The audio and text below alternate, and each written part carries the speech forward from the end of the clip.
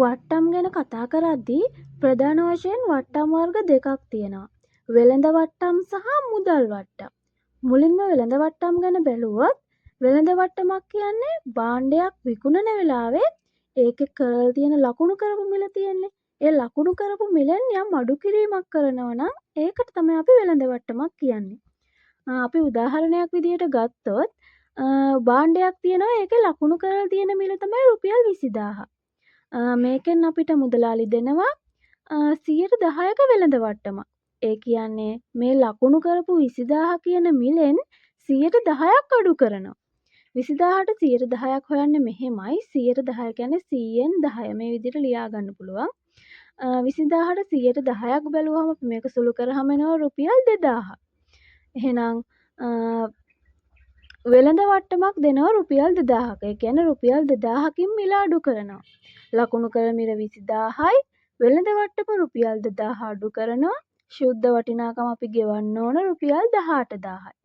මෙන්න මේ අපි භාණ්ඩයක් ගනිද්දී ඒකේ ලකුණු කරපු මිලෙන් කරන අඩු කිරීම තමයි අපි වෙළඳ වට්ටම කියලා කියන්නේ. ඊළඟට අපි යනවා මුදල් වට්ටම් වලට. ප්‍රධාන වශයෙන් වට්ටම් වර්ග දෙකක් තියෙනවා. මුදල් වට්ටම්, දුන් වට්ටම් සහ ලද වට්ටම්. දුන් වට්ටමක් කියන්නේ ණය අපිට ඉන්නවනේ ණය ගැතියෝ. අපේ තියෙන භාණ්ඩ මුදල් ගෙවන්න නැතුව මුදල් පස්සේ දෙන්නම් කියලා ඉල්ලගෙන යන ණය ගැතියෝ. අන්නේ ණය ගැතියෝ අපිට මුදල් ගෙවද්දී අපි එයාලගේ ගෙවන්න තියෙන ණයෙන් යම් අඩු කිරීමක් කරනවා නම් ඒක තමයි දුන් වට්ටමක් කියලා කියන්නේ. ණය ගැතියන්ගෙන් මුදල් ලැබීමේදී ලැබිය යුතු වටිනාකමින් කරන අඩු කිරීම. දුන් වට්ටමේ දිත්ත සටහන මෙහෙමයි. දුන් වට්ටම් කියන්නේ වියදමක්. අපි වට්ටමක් දෙනකොට අපිට එන්න තියෙන මුදලක් අපි අඩු කරගන්න ඕනේ. ඒක වියදමක්.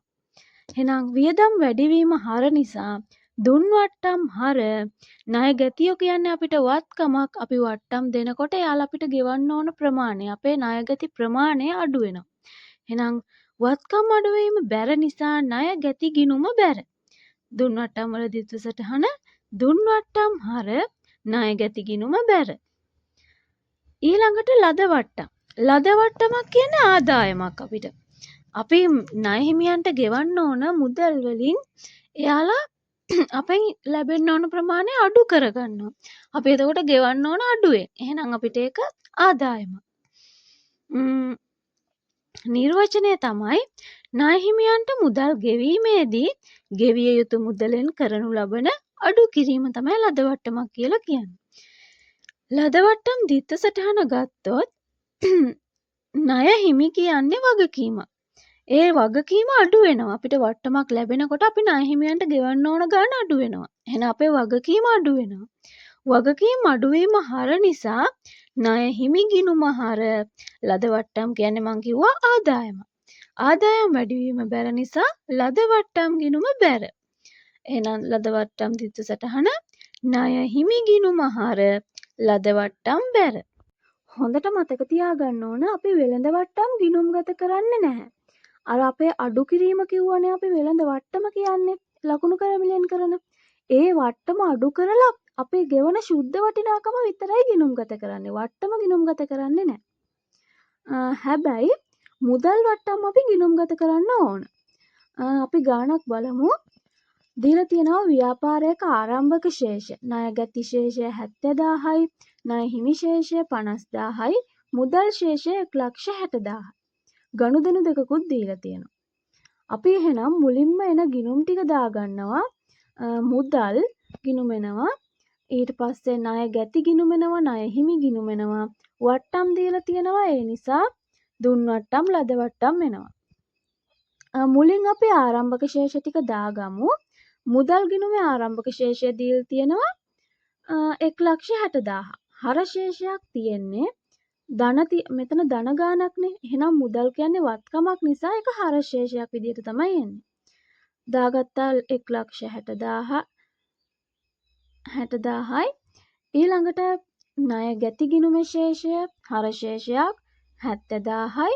ණය හිමි ගිණුමේ ශේෂය ඒක බැර ශේෂයක්. ණය හිමි කියන්නේ වගකීමක් නිසා ඒක 50000යි. ඒ තුන තමයි අපිට ආරම්භක ශේෂ දීලා තියෙන්නේ. ඊළඟට ගනුදෙනු බලමු.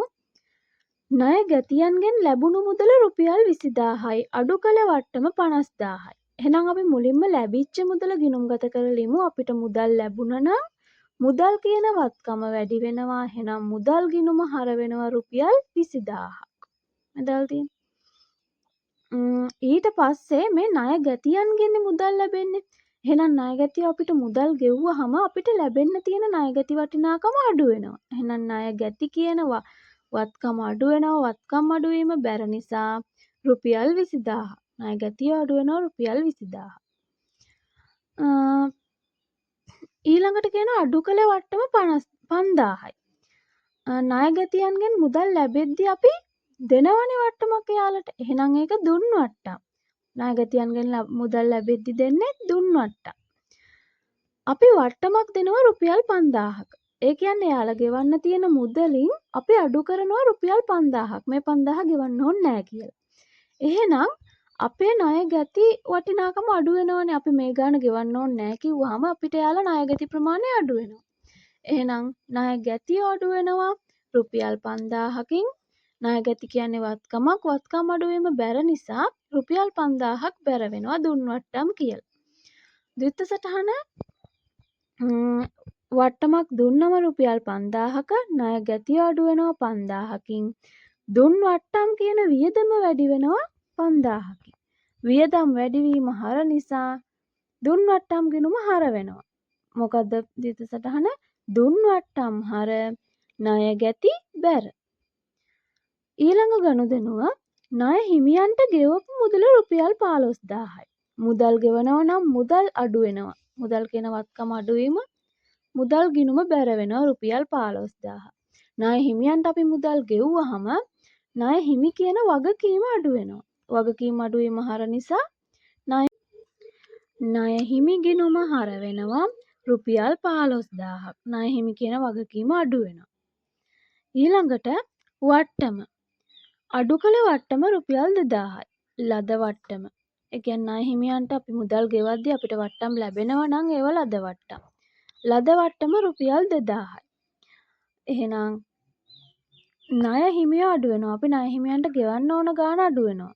එහෙනම් ලද වට්ටම් කියලා ණය හිමි ගිණුම හර වෙනවා රුපියල් 2000ක්. ලද වට්ටම් කියන්නේ අපිට ආදායමක් කිව්වා. ආදායම් වැඩිවීම බැර නිසා ලද වට්ටම් ගිණුම බැර වෙනවා රුපියල් 2000.